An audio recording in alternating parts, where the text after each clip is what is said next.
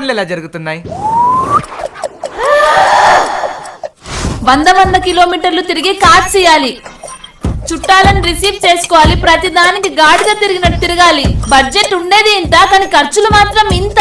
ఇంకా చెప్పడమే మర్చిపోయినా, పెళ్లి షాపింగ్ కూడా చేయలేదు. అమ్మకి పట్టు చీర, నాన్నకి పంచలు, తమ్ముడికి జోధ్పూరి, చుట్టాలకి పెట్టుబడి చీరలు. వీళ్ళందరికీ నచ్చేలా కొనాలంటే ఎన్ని షాపులు తిరగాలో.